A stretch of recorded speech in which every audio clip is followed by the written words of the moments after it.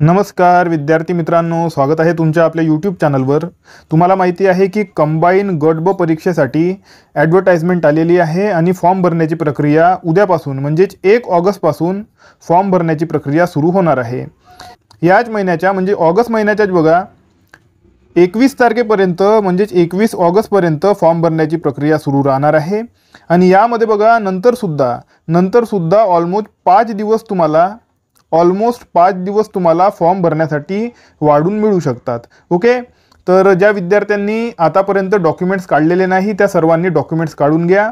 काही डॉक्युमेंट्स तिथे लागत असतात जे बघा नवीन विद्यार्थी आहे, नवीन विद्यार्थ्यांना काही डॉक्युमेंट्स तिथे अपलोड करावे लागतात। तर तुमच्याकडे डॉक्युमेंट नसतील तर तुम्ही ते डॉक्युमेंट्स काढून टाका। ओके, कंबाईन गट ब परीक्षेसाठी जाहिरात आलेली आहे आणि 9 नोव्हेंबर रोजी तुमची परीक्षा होणार आहे। आता या परीक्षेसाठी बुक लिस्ट आपण आजच्या व्हिडिओमध्ये बघणार आहोत। मी तुम्हाला जास्त बुक्स सांगणार नाही, कमीत कमी बुक्स वापरून जास्तीत जास्त मार्क तुम्हाला घेता आले पाहिजे अशा प्रकारे मी तुमच्यासाठी बुक लिस्ट बनवलेली आहे। एका विषयासाठी एक पुस्तक अशा प्रकारे मी तुम्हाला आजच्या व्हिडिओमध्ये बुक लिस्ट सांगणार आहे।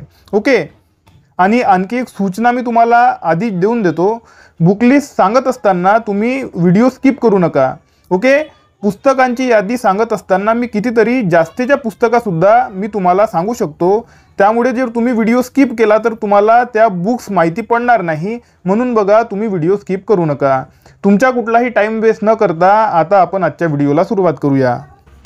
तर बघा विद्यार्थी मित्रांनो, सर्वात आधी इतिहास या विषयासाठी आपण पुस्तक बघून घेऊया।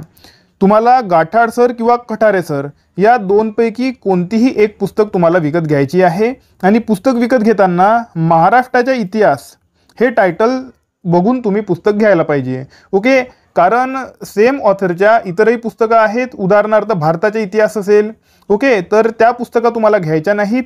महाराष्ट्राचा इतिहास म्हणून टायटल असलेली पुस्तक तुम्हाला घ्यायची आहे। कठारे सर किंवा गाठाड सर दोनपैकी कोणतीही एक बुक तुम्ही विकत घ्यायला पाहिजे। याशिवाय बघा ओल्ड 11वी इतिहासाची पुस्तक तुम्हाला रीड करावी लागेल। ही पुस्तक तुम्हाला मार्केटमध्ये मिळत असेल तर तुम्ही विकत घेऊन घ्या, आणि जर तुम्हाला मार्केटमध्ये विकत मिळाली नाही तर तुम्ही आपल्या टेलिग्राम चॅनलवरून ही बुक डाउनलोड करून घेऊ शकता। मराठी आणि इंग्लिश, ओके, मराठी प्लस इंग्लिशमध्ये आपल्या टेलिग्राम चॅनलवर ही पुस्तक अवेलेबल आहे, तिथून तुम्ही डाउनलोड करून घ्या। ओके,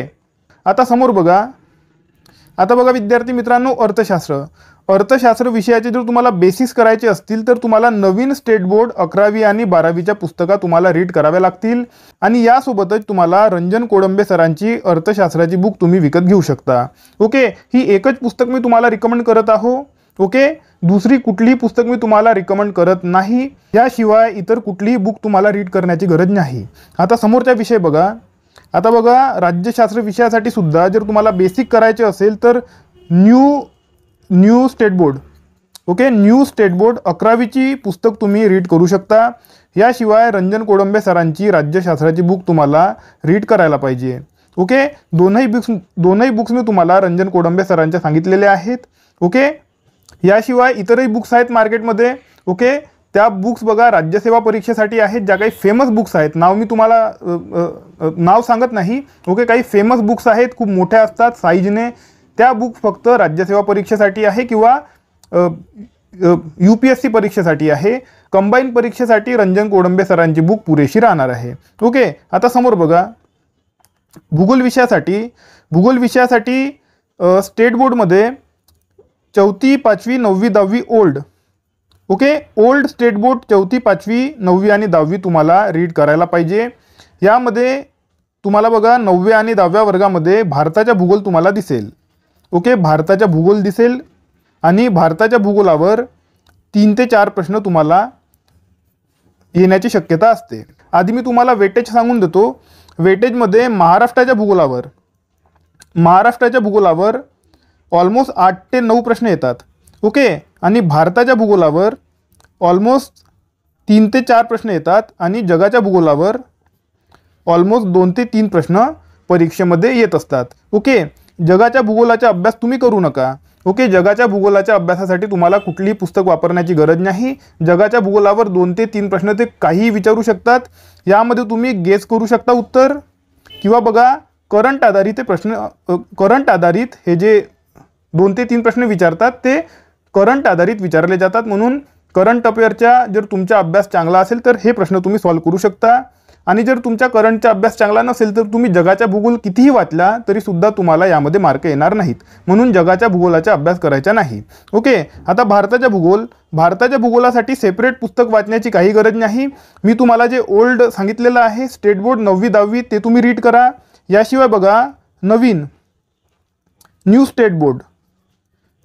स्टेट बोर्डमध्ये 10व्या वर्गाची पुस्तक आहे, यामध्ये फक्त भारताचा भाग तुम्हाला रीड करायचे आहे। 10व्या वर्गाच्या नवीन स्टेट बोर्डमध्ये भारत आणि ब्राझील यांचे कंपॅरिझन दिलेलं आहे, त्यापैकी ब्राझीलचा जो भाग आहे ब्राझीलचा भूगोल तो तुमच्या काही कामाचा नाही, भारताचा भूगोल तुमच्या कामाचा आहे, म्हणून 10वीच्या नवीन स्टेट बोर्डमधून सुद्धा तुम्हाला भारताचा भूगोल करायचे आहे। ओके, याशिवाय महाराष्ट्राच्या भूगोलासाठी इथे मी तुम्हाला दिलेलं आहे बघा दीपस्तंभ प्रकाशनाची महाराष्ट्राच्या भूगोल म्हणून बुक आहे। ओके, बेस्ट बुक आहे, तर ती बुक तुम्ही रीड करायला पाहिजे। सौदी सरांची पुस्तक तुमच्याकडे असेल तर बघा तुम्ही तीच पुस्तक रीड करा, आणि जर तुम्ही ऑलरेडी सौदी सरांची पुस्तक घेतलेली नसेल तर तुम्ही सौदी सरांची पुस्तक न घेता तुम्ही दीपस्तंभ प्रकाशनाची तुम्ही पुस्तक घ्यायला पाहिजे। अशा प्रकारचे माझे तुम्हाला रिकमेंडेशन राहणार आहे। ओके, दीपस्तंभ प्रकाशनाची पुस्तक मी तुम्हाला रिकमेंड करतो। ओके, मला असं वाटते की तुम्हाला समजलेलं असेल। तुम्हाला जर समजलेलं नसेल तर तुम्ही ते मला कमेंट सेक्शनमध्ये विचारा। ओके, याशिवाय बघा 4थी 5वी जे ओल्ड स्टेट बोर्ड आहे मी तुम्हाला सांगितलेलं आहे 4थी 5वी 9वी 10वी ओल्ड स्टेट बोर्ड तुम्ही रीड करायला पाहिजे। तर 9व्या आणि 10व्या वर्गामध्ये मी तुम्हाला सांगितलं की भारताचा भूगोल आहे, तर 4थ्या आणि 5व्या वर्गाच्या ओल्ड स्टेट बोर्डमध्ये तुम्हाला महाराष्ट्राचा भूगोल दिसणार आहे, तर तुम्ही त्या पुस्तकासुद्धा रीड करायला पाहिजे। ओके, आता समोर बघा विज्ञान या विषयासाठी सचिन भस्के किंवा अनिल कोलते सरांची पुस्तक तुम्ही रीड करू शकता। मराठी आणि इंग्रजी दोनही भाषांमध्ये दोनही जे ऑथर्स आहेत त्यांच्या पुस्तका अवेलेबल आहेत, तर दोनपैकी कोणती एक बुक तुम्ही विकत घ्यायला पाहिजे। दोनही बुक रीड तुम्ही करू नका, कुठलीही एक पुस्तक तुम्ही विकत घ्या।